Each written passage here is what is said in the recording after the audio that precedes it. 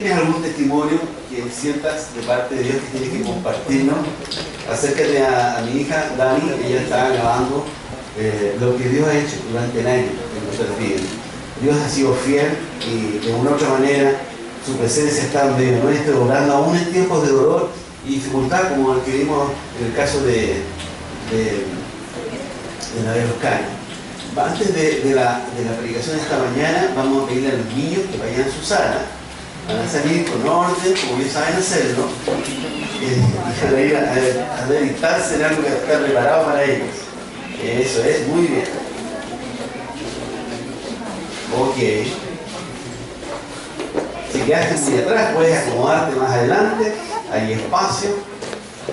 Como dijo, ¿quién fue? Andrés. Hay un grupo de iglesia que está en San Bernardo, esta mañana está llevando todo lo que tuvimos recolectando y dando, el día se está entregando. Hay un almuerzo con la gente de los haitianos de San Bernardo, y que el Señor bendiga al grupo, que después podamos escuchar los testimonios de lo que Dios está haciendo ahí en medio de esto. Yo no se puede sacar a ver si funciona el otro. ¿Sí? ¿Está bien? Perfecto. Ahí sí. Antes que me olvide, el próximo domingo tenemos un invitado muy especial. Y este recado va especialmente para los venezolanos que están viniendo acá a la iglesia, porque el próximo domingo será el pastor Rafael y su esposa Macarena. Ellos están compartiendo la palabra, así que si tienen coterráneos que quieren venir a escuchar a un pastor venezolano, va a estar acá compartiendo la palabra del Señor. Es un hombre de Dios, un amigo nuestro, y un privilegio poder recibirles acá en la viña de Itacura. Lo otro que quiero decir antes de que durante meses de diciembre y enero estaremos afuera, hay unas mesas dispuestas donde puedes tomarte un café, un jugo, consumir algo. Los fondos de la primera etapa son para el viaje de misiones de enero a Cuba, y la segunda etapa para el campamento de jóvenes que está en Pucón este año, y ambas son de a costo altísimo, así que tú no vamos a hacer ofrenda especial, pero puedes colaborar comprando algo que te hace falta, y esa es la idea. ¿Y a quién no le hace falta algo a las 2 de la tarde o a las 1 de la tarde? Un sándwich o algo así, a mí no hace falta el sábado. Así que eso. Vamos a ver un poco, vamos a hacer un resumen. El domingo pasado estuvimos hablando de una campaña de compromiso de arriendo de la propiedad, y si alguno que está aquí en esta mañana no estuvo el domingo pasado, si quieres entender más, porque no vamos a volver a hablar de lo mismo, puedes entrar a la web y ver la enseñanza del domingo pasado, donde está el detalle de lo que ha pasado en la iglesia, lo que estamos viviendo y la campaña, el porqué de la campaña de oro. Pero vamos a hacer aquí un pequeño resumen. Dijimos el domingo pasado que había que recaudar compromisos por 2.600.000. En la actualidad, desde hace ya 3 meses, los líderes de la iglesia están comprometidos con 1.100.000, y le estamos pidiendo al resto de la iglesia 1.500.000 pesos. Comprometido solamente el domingo pasado solamente se comprometieron 285.000 pesos, por lo que tenemos un saldo aún pendiente de 1.265.000. El compromiso de arriendo es al año, y vamos a evaluar, porque no fue un año, ya no es necesario. Lo que nos pasó en la otra casa de Itacura era por 4 años y terminamos haciéndolo por 2, porque el Señor nos bendijo. Si alguien quiere comprometerse, son 12 cuotas durante todo un año. Y el domingo 20 estaremos dando el resultado de la campaña. Y como les mencionamos, la opción es que, si el Señor permite que sigamos acá, necesitamos juntar esos recursos. Si no, lo que va a suceder es que vamos a aceptar la propuesta de los dueños de la propiedad, cuando nos van a rebajar 500.000 pesos.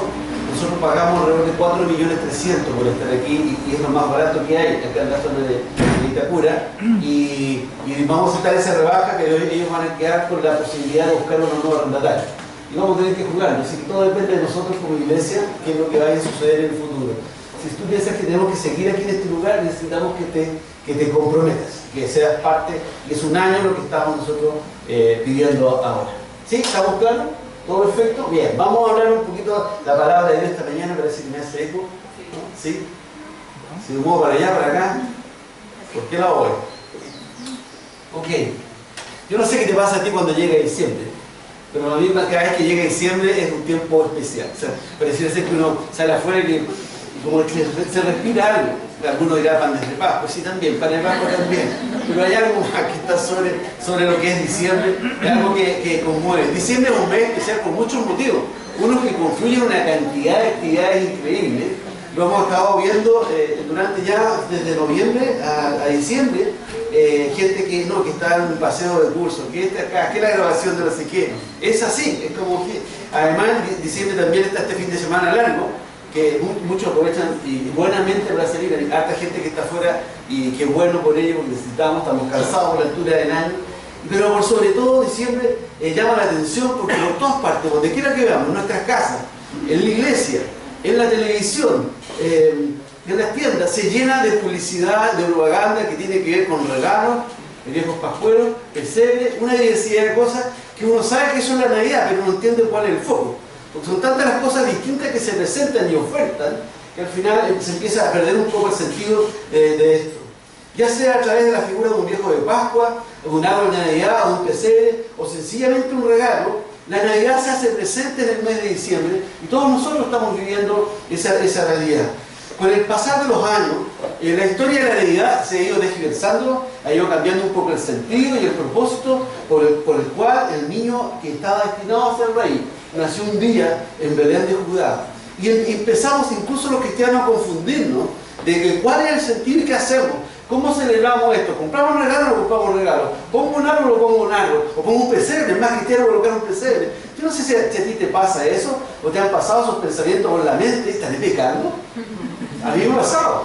En mis tiempos de crecimiento y entendimiento de lo que es Dios y lo que en realidad es importante, he pasado por esas crisis.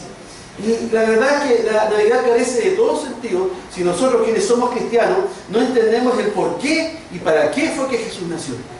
Y yo también esta mañana tratar de explicarle a cristianos por qué y para qué fue que Jesús nació. ¿Cuál es el sentido correcto de la Navidad? Necesariamente para esto tenemos que recurrir a la Biblia. La Biblia para nosotros los cristianos es la palabra del Señor, es la guía, es todo para nosotros, todo consejo, todo lo que necesitamos saber está en la palabra del Señor. Y al ver la Biblia vemos que los profetas del Antiguo Testamento, muchos de ellos enunciaron que iba a haber un día especial, que un niño destinado a ser rey iba a nacer. Uno tras otro empiezan a anunciar que ese niño iba a nacer y iba a cambiar los destinos de la humanidad. Algo iba a pasar, un antes y un después, cuando naciera ese niño que Dios estaba enviando a la tierra. Y eso lo vemos transversalmente, la mayoría de los profetas, de una u otra manera, hablan del nacimiento de Jesús, del Hijo de Dios y del Mesías. Pero no son más bien los evangelios, los 4 evangelios que ya nos hablan del nacimiento de Cristo. Pero 2 de ellos nos dan detalles de cómo, cuándo, en qué circunstancia nació Jesús. Ellos son Mateo y Lucas. Si quieres entender y conocer bien la historia del nacimiento de Jesús, tienes que ir a Mateo, el Evangelio de Mateo y el Evangelio de Lucas. Ahí encontrarás los detalles y verás que para el nacimiento de Jesús hubo una serie de sucesos sobrenaturales que confluyeron en un momento único en la historia del hombre. La verdad es que no hay otro día en la historia de la humanidad donde hubieran sucedido más cosas sobrenaturales, donde más profecías se cumplieron, fue el momento mismo en que el Señor vino a nacer en la tierra en medio nuestro. Hubo un día en la historia de la humanidad que se cumplió el tiempo que Dios había determinado. Pablo, el apóstol Pablo, dice en Gálatas 4:4, pero cuando vino el cumplimiento del tiempo, Dios envió a su Hijo. Cuando vino el cumplimiento del tiempo, cuando los sucesos ya eran lo suficiente, cuando estaba todo preparado, Dios envió a su Hijo. Y nacido de mujer y bajo la ley. En el reloj de Dios había llegado el tiempo. En el reloj de Dios había llegado el tiempo que lo que anunciaron los profetas de la antigüedad ya debía ser una realidad y se debiera cumplir. El evangelista Lucas relata lo que sucedió aquella noche. No hay un relato más detallado, incluso más que el de Mateo, de lo que sucedió aquella noche, en esa santa noche, de lo que sucedió cuando nació Jesús. En esa noche el cielo y la tierra confluyeron. En esa noche una parte de la eternidad se hizo humana, se hizo mortal para vivir entre nosotros por la gracia y la misericordia de Dios. Y el pasaje y el relato lo encontramos en Lucas 2, del 8 al 14. Ahí vamos a leer y vamos a detenernos a leer esta parte del pasaje de la Escritura. Dice así, Lucas 2, del 8 al 14. Había pastores en la misma región y velaban y guardaban las vigilias de la noche sobre sus rebaños. Y aquí se les presentó un ángel del Señor, y la gloria del Señor los rodeó de resplandor, y tuvieron gran temor. 10. Pero el ángel les dijo, no temáis, porque aquí yo doy nuevas de gran gozo, que será para todo el pueblo, que hoy ha nacido en la ciudad de David un Salvador, que es Cristo el Señor. Esto os servirá de señal: hallaréis al niño envuelto en pañales acostado en un pesebre, y repentinamente apareció con el ángel una multitud de huestes celestiales que alababan a Dios y decían: gloria a Dios en las alturas, y en la tierra paz y buena voluntad para con los hombres. Yo no sé si en tu mente puedes trasladarte a esa colina, ahí afuera de Belén, a ver esos pastores que están cuidando su rebaño en una noche estrellada, y poder ver que de repente un ser angelical viene de la eternidad hacia la tierra y nos anuncia que el Salvador ha nacido. Yo la verdad que muchas veces de niño, cuando iba a la escuela dominical y hacían representaciones de Navidad, esa era la parte que más me impactaba. Ponían a los pastores, había una ovejita de verdad, pero lo lindo era cuando enfocaban a un ángel, había se disfrazaba de ángel y aparecía, y era, para mí me impactaba, no era tanto la escenografía ni la puesta en escena, me impactaba saber que Dios mismo envió un mensajero para venir a nacer aquí en medio nuestro, en esa remota aldea de Belén. El Señor fue fiel a las promesas de restauración, desde el momento mismo que el hombre pecó, del momento mismo que el hombre desobedeció. En el libro del Génesis, la promesa del nacimiento de Jesús está. Desde ese mismo momento, Dios, cuando vio que el hombre salió de su protección, el hombre se apartó de él, Dios decidió hacer un plan para que algún día el hombre pudiera volver a casa, para que algún día pudiera vivir el hombre en la presencia de Dios. Y en ese minuto, en el momento que Jesús nació sobre esta tierra, el plan entró en acción. Ese fue el momento en que el hombre empezó a acercarse lentamente a Dios. El apóstol Juan dice que Dios caminó entre nosotros. En Evangelio de Juan 1:14 dice: y aquel verbo fue hecho carne y habitó entre nosotros, y vimos su gloria, gloria como del unigénito del Padre, lleno de gracia y de verdad. Jesús, el Señor, el ungido, el Mesías de Dios, vino a traer a este mundo las buenas nuevas. Es lo que el ángel les dijo: porque he aquí, hoy doy nuevas de gran gozos. Gozos es lo que el Señor vino a poner entre nosotros. La historia de Navidad podría quedar hasta ahí. Y la verdad, tristemente, la mayor parte de las personas, incluyendo cristianos, esa es la parte que recuerdan de la Navidad. Nació Jesús y levantamos un pesebre. Yo en casa lo tengo, así que esto no es juicio. Hay un pesebre y vemos al niño ahí y nacimos, y vemos a José, a María y los animales, y le agregamos erróneamente a los Reyes Magos que no pensaban llegar en el pesebre, pero ahí están, se ven bonitos. Y pensamos que esa es la imagen normalmente que tenemos de Jesús. Pero la Biblia nos dice que tuvieron que pasar 30 años, para que las palabras que el ángel dijo en esa noche en Belén tuvieran un sentido real para toda la humanidad. Después de 30 años, la humanidad comenzó a entender realmente quién era Jesús. ¿Qué es lo que el Señor venía a hacer? ¿Cuáles eran las nuevas de gran gozo que Él dijo que traía a esta humanidad? Ese día, 30 años después del nacimiento, Jesús caminó por las calles de Nazaret. Nazaret era su aldea natal. Había estado de niño jugando ahí, había ido al colegio en Nazaret, pero ese día ya era un hombre. Tenía 30 años, venía del Jordán, había sido bautizado, y la palabra de Dios dice que el Espíritu Santo vino sobre él, y en el cielo se escuchó una voz que decía: este es mi Hijo amado, en él me complazco. Y el Padre y el Hijo y el Espíritu Santo estaban ahí. Así que Jesús, cuando caminó por Nazaret, esta vez ya no era el carpintero, era el Mesías, era el Hijo de Dios. Y ese día el Señor entró a la sinagoga que tantas veces había entrado. Entró ese día y dice la Escritura que como correspondía, se levantó a leer la palabra de Dios. Lucas 4, 17 y 21 nos da este relato. Si quieres verlo después en tu Biblia, Lucas 4, 17 y 21, se nos dice que ese día el Señor, como siguiendo la costumbre de la época, se levantó a leer la palabra. Y el 21 dice: y se le dio el libro del profeta Isaías. Y habiendo abierto el libro, hay un lugar donde estaba escrito. Fíjense lo que dice ahí. Y se le dio el libro al profeta Isaías, y habiendo abierto el libro, halló el lugar donde estaba escrito. Ahí estaba: el Espíritu del Señor está sobre mí, por cuanto me ha ungido a dar buenas nuevas a los pobres, y me ha enviado a sanar a los quebrantados de corazón, a proclamar libertad a los cautivos y vista a los ciegos, a poner en libertad a los oprimidos, y a predicar el año agradable del Señor. Y enrollando el libro, lo dio al ministro y se sentó. Y los ojos de todos los que estaban en la sinagoga se fijaron en él. Y en el versículo 21, Jesús hace una de las más osadas declaraciones y más abiertas declaraciones de que Él era Él. Hoy se ha cumplido esta escritura delante de nosotros. La Navidad no tendría sentido y está incompleta mientras no entendamos que 30 años después Jesús dijo, yo soy el que soy. Yo soy, venid a mí, los cansados, los desgastados. 30 años después, Jesús declara quién era Él y cuál era la misión que el Padre lo tenía destinado. Jesús es el Salvador.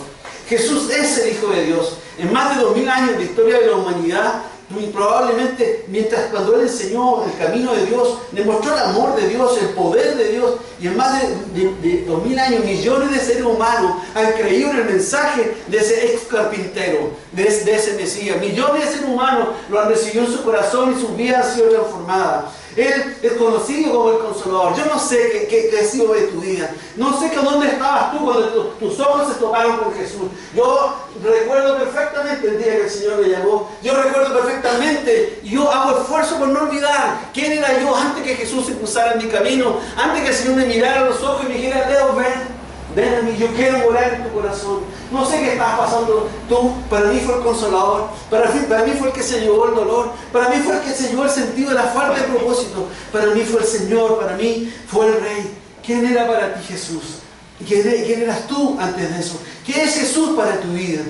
¿Cuánto te ha impactado? Jesús es el Señor, pero Jesús también es el Rey. Vamos a ver un video que nos habla quién es Jesús. Y quiero, mientras ves el video, quiero que te preguntes, ¿quién es Jesús para mí? ¿Conoces a este Jesús? A este hombre que nació hace tantos años y ha transformado tantas vidas. ¿Podemos verlo, Michelle, por favor?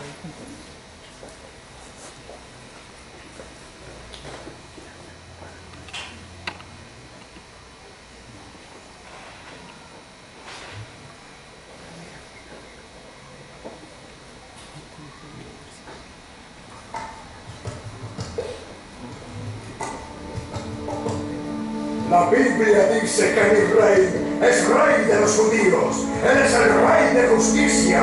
Él es el rey de los siglos. Él es el rey de los cielos. Él es el rey de gloria. Él es el rey de reyes y señor de señores. Ese es mi rey. Me pregunto, ¿lo conoces? Mi rey es un rey soberano. Él es perdurablemente fuerte. Él es completamente sincero. Él es eternamente inconmovible. Él es inmortalmente benévolo. Él es majestuosamente poderoso. Él es imparcialmente misericordioso. ¿Lo conoces? Él es el Hijo de Dios. Él es el Salvador de los pecadores. Es el centro de la civilización. Él es incomparable. Él es inigualable. Él es la idea más noble en la literatura. Él es la personalidad más elevada en la filosofía. Él es el milagro de los tiempos. Él es el único capaz de ser el suficiente Salvador. Me pregunto si lo conoces hoy.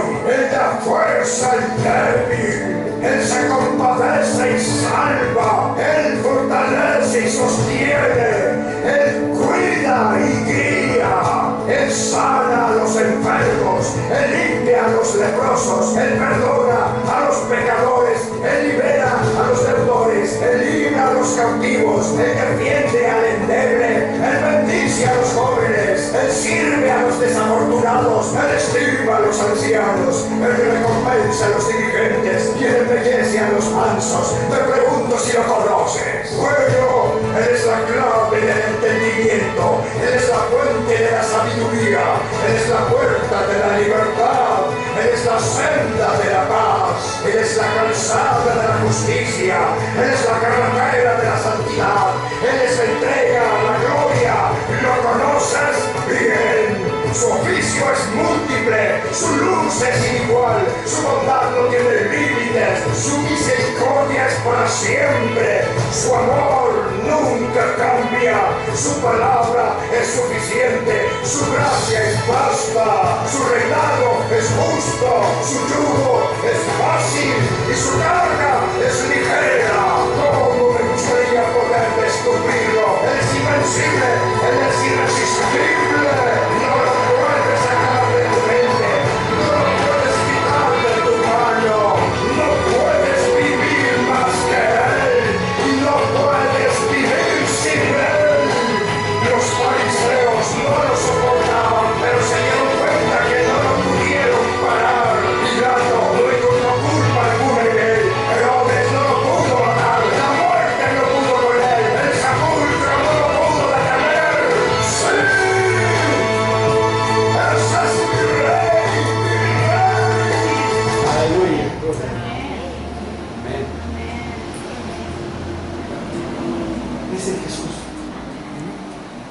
Jesús es mucho más que el niño. Jesús es mucho más de lo que celebramos en diciembre, en la Navidad. Jesús es todo. Jesús es Dios, Jesús es Rey. Pero hay algo que a veces olvidamos nosotros cristianos. Jesús nos pidió ser como Él. Gran parte de la explicación de Jesús mientras estuvo con sus discípulos fue enseñarles el camino al Padre, fue enseñarles a vivir a la manera de Dios.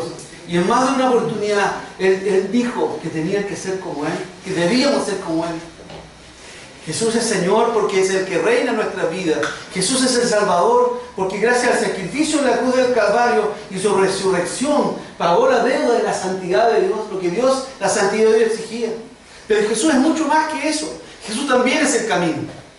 En un episodio de los Evangelios, uno de sus discípulos, Tomás, aún sin entender realmente, había estado casi 3 años con él y aún no entendía quién era este hombre de Galilea, de Nazaret. Y le pregunta, ¿cómo podían ellos vivir la eternidad junto al Padre en el cielo? Y Juan nos deja este relato en Juan 14, 5 al 6, dice, le dijo Tomás, Señor, no sabemos dónde vas, ¿cómo podemos saber el camino? Y Jesús le dijo, yo soy el camino, yo soy el camino, yo soy la verdad y la vida. Nadie viene al Padre sino por mí. Jesús no solamente fue el Salvador, Jesús no solamente es el Señor, sino que además es el camino. Y eso es lo que el Señor quiere que entendamos, que debemos tenerlo como Rey, como Señor, pero también tenemos que caminar lo que Él caminó. Tenemos que poner los pies en las pisadas donde Él puso sus pisadas, porque es lo que tenemos que hacer y es lo que Él nos pide. Jesús vivió, el Hijo de Dios vivió en la tierra, tal como Dios mismo hubiera vivido. Cuando uno ve la vida de Jesús, es ver a Dios caminando como un ser humano sobre la tierra.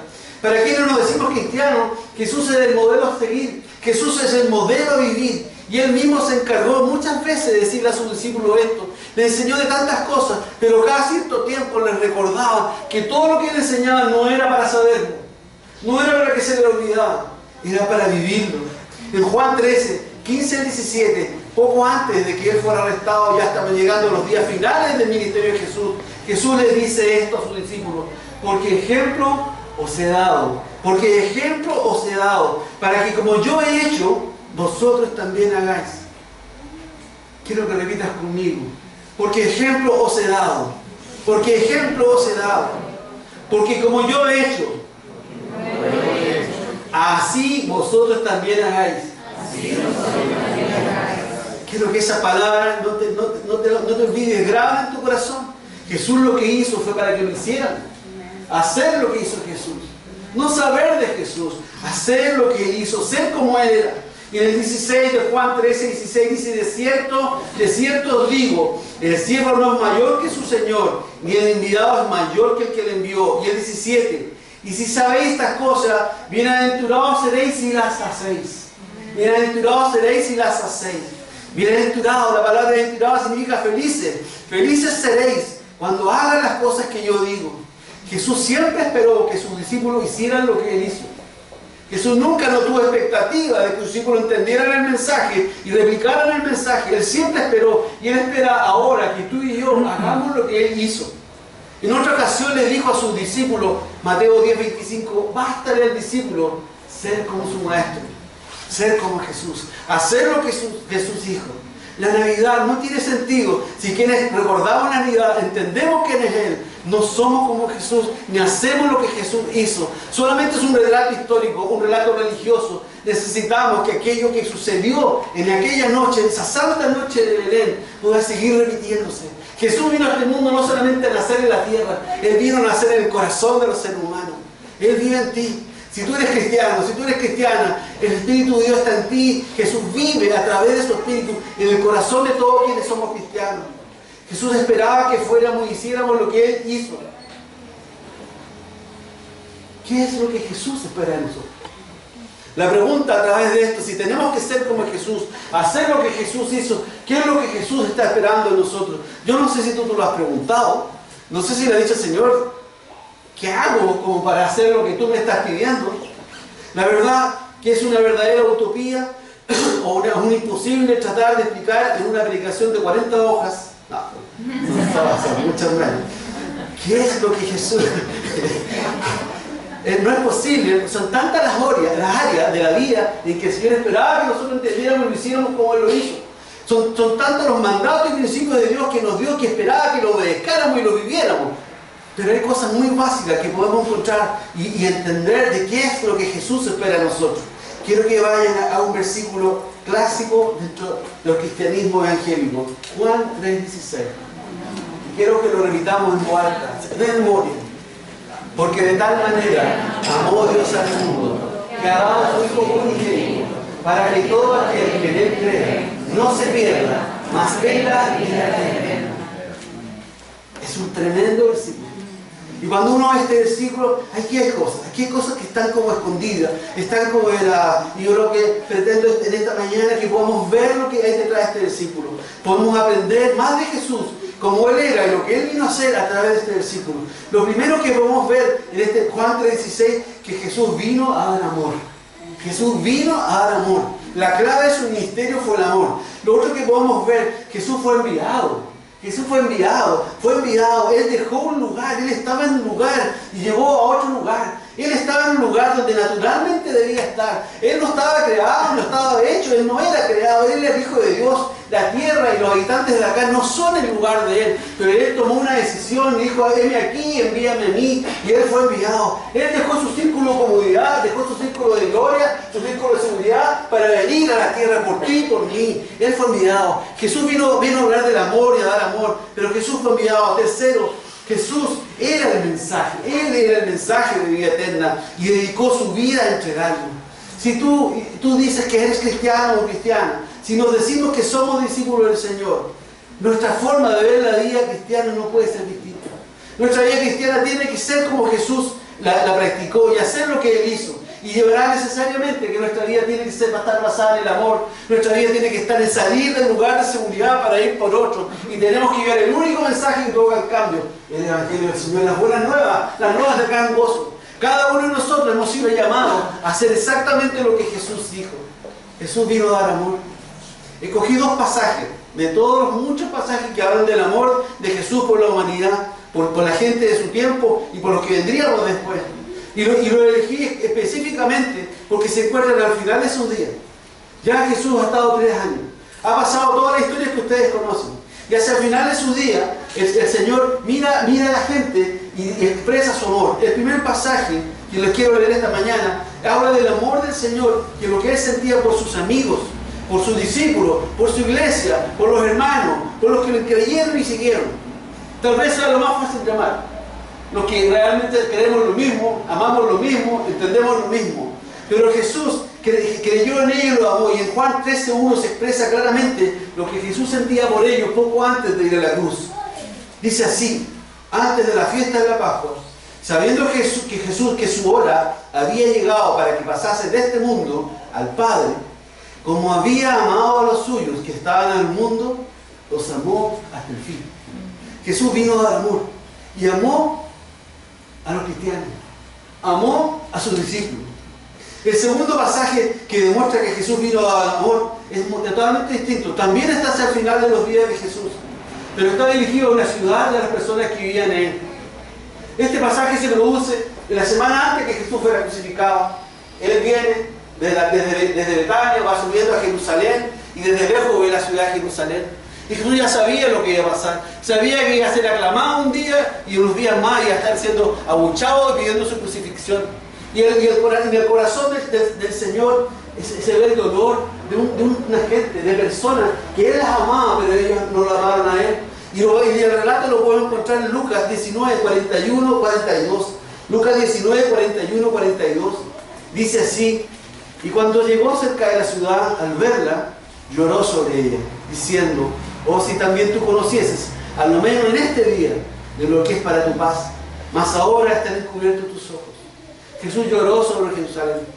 Jesús lloró sobre esas personas que estaban ahí, aquellos que sabían de Él, habían escuchado el mensaje y algunos ni siquiera lo habían escuchado y decidieron no creer.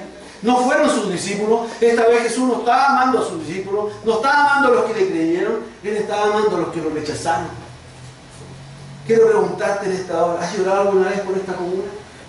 ¿Alguna vez tu corazón se ha sentido compungido por la vida de las personas que están acá? ¿Te has puesto a observar de repente en los mercados, en las tiendas, las personas que viven en este lugar? ¿Te has puesto como Jesús desde la altura a mirar esta comuna para permitir que el Señor te quebrante, para permitir que el Espíritu de Dios te muestre lo que se vive en este lugar? ¿Se construye tu espíritu alma por esta ciudad de Santiago? ¿Te afecta lo que sucede en Santiago? ¿Te afectan las noticias que vemos diariamente? ¿Lo que está pasando? ¿Alguna vez has llorado por Chile? ¿Por nuestro país? Estamos viviendo los peores tiempos. Como país de corrupción, inmoralidad y todo tipo de lacras sociales, drogadicción, aborto. Vivimos los peores tiempos. Y es mi convicción que el corazón de Dios no está en paz, no se contriye. Pero tu corazón, ¿cómo está? ¿Qué pasa contigo? ¿Estás haciendo algo al respecto? ¿Lloras como Jesús lloró por Jerusalén? Jesús vino por amor. Ser como Jesús, hacer lo que Jesús hizo, es que cada uno de nosotros debemos amar a las personas cada día.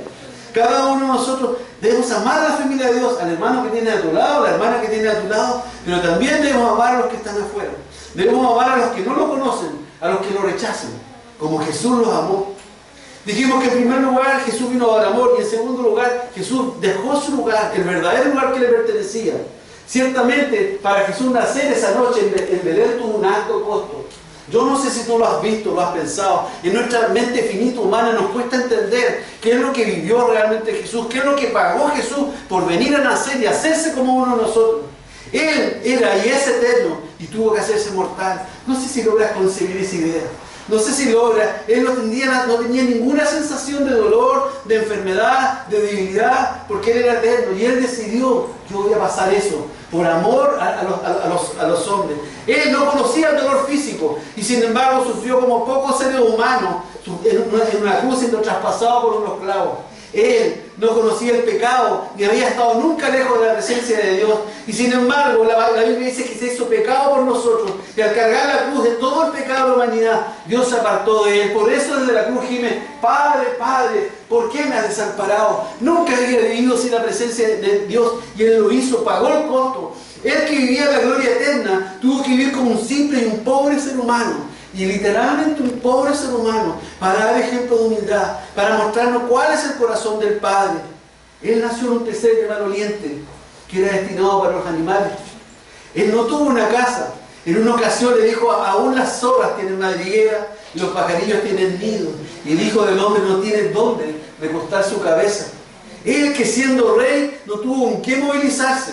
Tuvo que entrar en un burro, el más torpe y el más despreciado de los animales. Y ni siquiera era de Él, era prestado.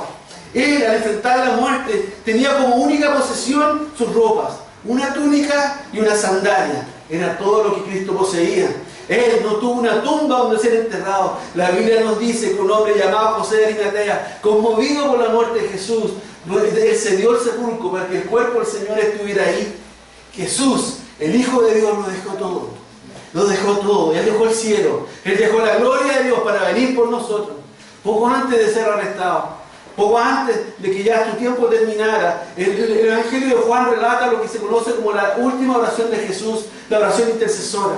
Y en Juan 17, 4 al 5, podemos ver un poquito lo que era el Jesús con el ser humano, lo que quería realmente Jesús, no lo que estaba haciendo, no los costos que estaba pagando, era lo que Él quería hacer, refleja lo que Él tuvo que hacer en definitiva para estar aquí. Y dice el Evangelio Juan 17, 4, yo te he glorificado en la tierra, he acabado la obra que me diste que hiciese. Ahora pues, Padre, glorifícame tú al lado tuyo. Ese es el lugar donde yo quiero estar. Yo no quiero estar aquí, quiero estar al lado tuyo, con aquella gloria que tuve contigo antes que el mundo fuese. Hoy día cantamos, yo le pedí a Andrés que cantáramos una canción de la viña de Sudáfrica, Solo tú dejaste el mundo celestial. Pero hay un himno mucho más antiguo que ese, que cada vez que lo escucho me recuerda lo que Jesús pagó por mí, lo que Jesús tuvo que hacer por mí. Ese himno dice, tú dejaste tu trono y corona por mí, al venir a Belén a nacer, mas a ti no fue dado entrar al mesón, y en pesebre te hicieron nacer.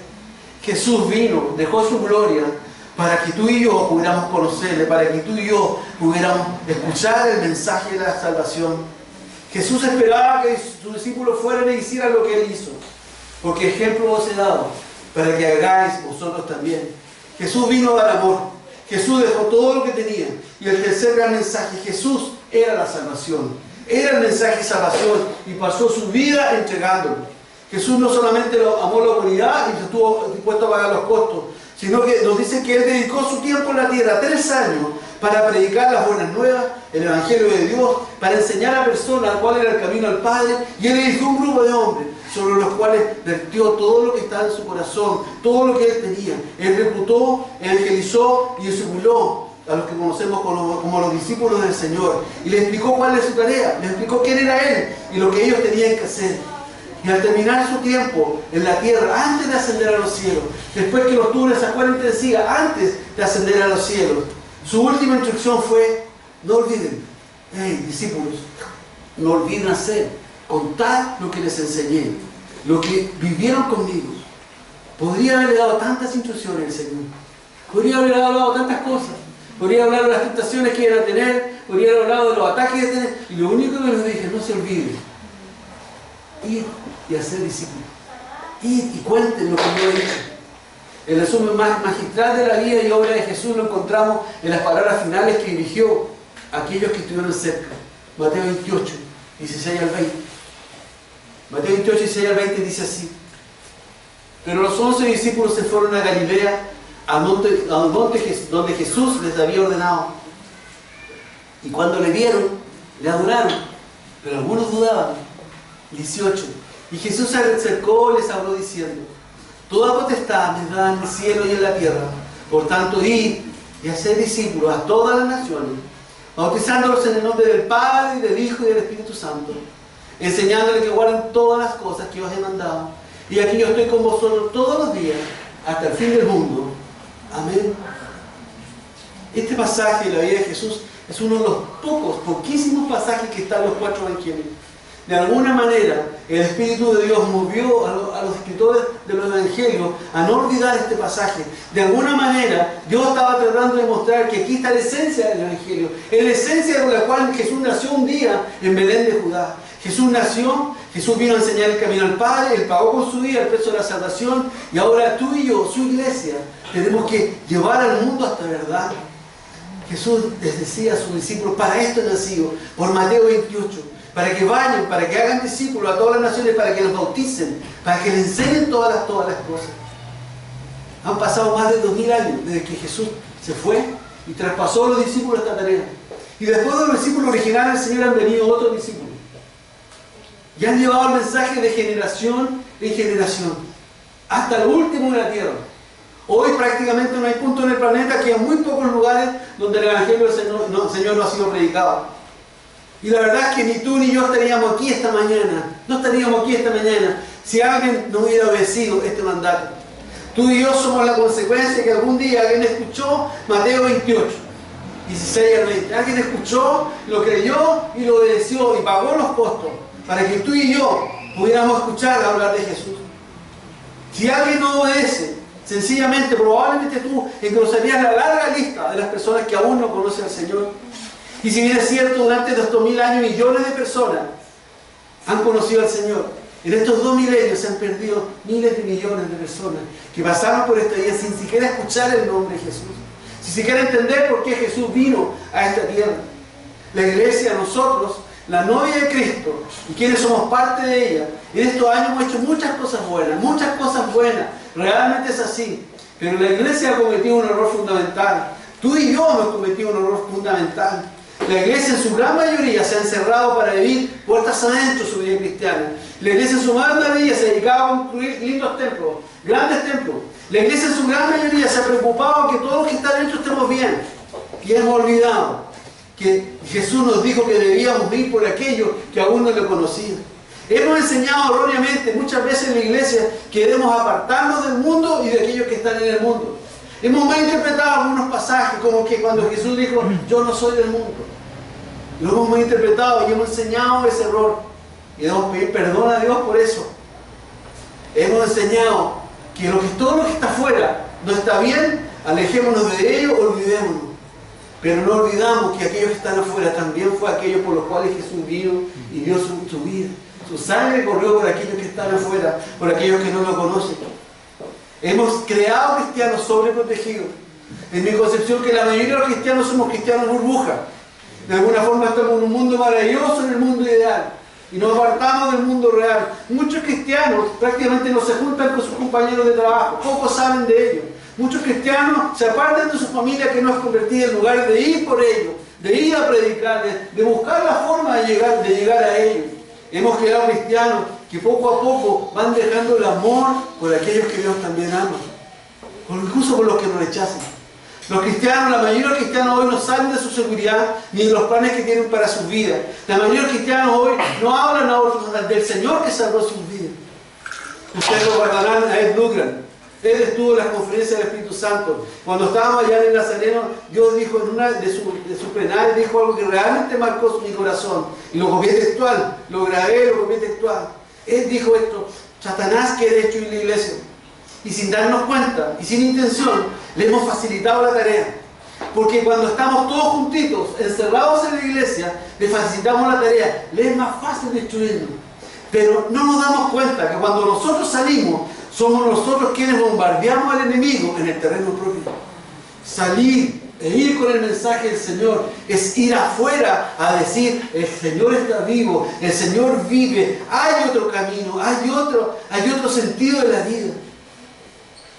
La Navidad que estamos a punto de celebrar nos recuerda que Jesús no nació para ser recordado como un ser histórico, sino que vino para nacer en el corazón de cada ser humano. La Navidad no es solo el recuerdo de un nacimiento, sino que es el inicio de la redención de la humanidad. La Navidad no tiene sentido si no obedecemos el clamor del corazón del Señor. Vayan, cuéntenle y enséñenle y díganle que yo los amo. Quiero terminar contando un testimonio. Hace unos años atrás trabajamos con mi familia, Ceci, mis hijas, en el grupo de misiones, en la 9ª región, comuna de Lautaro, hacia el interior. Llevábamos ya años haciendo operativos médicos dentales, y siempre los operativos médicos dentales tenían como el único propósito que la gente fuera por una necesidad, pero después hablarle del Señor. Siempre fue así. Y recuerdo muy fuertemente, como si fuera hoy, en uno de esos tantos operativos que hicimos, que estábamos dormíamos en una carpa. Era una carpa gigante que armábamos, ahí estaba yo con otros hermanos, eran como las 7 o 6:30 de la mañana, y de repente empezamos a escuchar gritos que venían de afuera. Primero, tú te empiezas a despertar como que tratas de sintonizar de donde estoy, que hago aquí, me tiene una carpa, era como todo ese tipo de sensaciones cuando te despiertan abruptamente. Y todo eso cuando yo empecé a abrir mis ojos, a despertar, también se empezó a mover la persona que estaba a mi lado, y empezamos a ver que esos gritos eran llantos desgarradores que salían de alguien que estaba afuera y que golpeaba como con piedra la reja del lugar donde estábamos. Estábamos en una costa rural, como a 25 kilómetros al interior de la ciudad de Lautaro. Ahí estábamos haciendo los operativos médicos, ahí armamos las carpas para dormir, todo el grupo que fue a evangelizar. Nos pusimos la ropa como pudimos, hacía un frío terrible, estaba todo mojado. En el sur normalmente llueve o está esa niebla permanente. Y llegamos a la puerta y había un hombre bajo, agarrado a los barrotes, doblado, gritando: ¡Mi hijo! ¡Mi hijo! Abrimos la puerta, sacamos el candado y lo llevamos a la sala de espera de la posta. Y no lo entendíamos, era tanto el clamor de ese hombre de gritos desgarradores que no entendíamos qué es lo que le decía. Y en un momento yo sentí algo que no he vuelto a sentir nunca más. Un amor tan grande por el dolor de esa persona. Es una persona que probablemente no estaba vaciada. La abracé y la amé y traté de contenerla lo que más pude. Nunca he vuelto a sentir eso y sentir esto en Dios. Dios me está poniendo su corazón para que pueda ver realmente lo que hay fuera, lo que sufren los que no tienen al Señor. Y estos pobres le trajeron agua, lo calmamos, se empezó a levantar prácticamente todo el grupo y nos dimos cuenta que lo que había sucedido es que este hombre tenía 2 hijos. Y había un pleito en el campo, como a las 1 o 2 de la mañana, a cuchillo. Y uno de sus hijos había muerto. Y el otro estaba tirado grave en el lugar. Y lloraba desconsolado.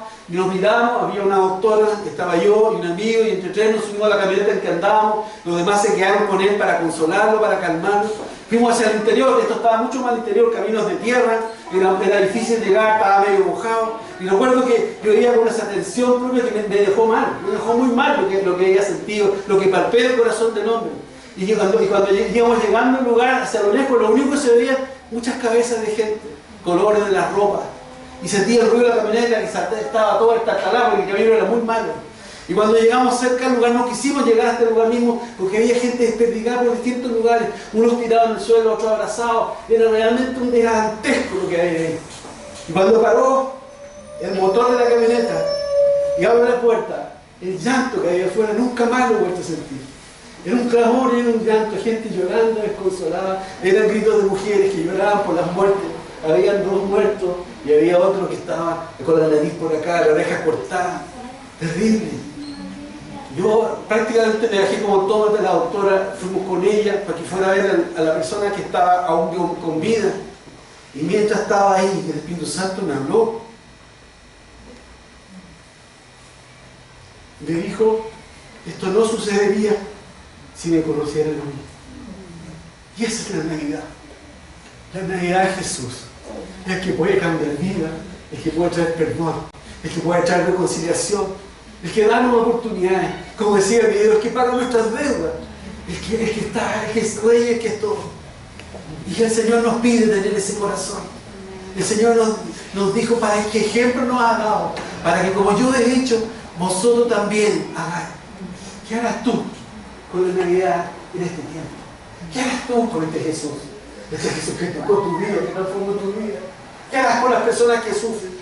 Puedes sentir el latido de un país, de una ciudad, de una comuna que no conoce a Dios. Puedes palpar la oscuridad, sentir lo que es la oscuridad. ¿Por qué no le pides esta mañana, Señor? Yo quiero ser como tú, yo quiero sentir lo que tú sientes. Yo quiero ver lo que no puedo ver. Yo quiero ver el mundo espiritual que hay detrás de este mundo material en el que vivimos.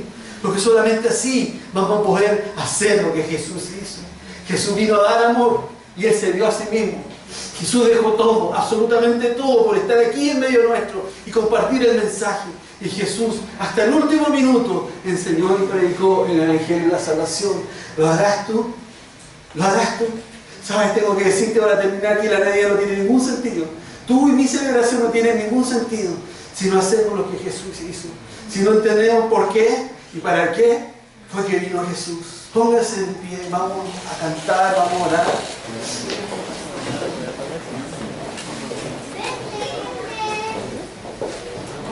¿Sabes?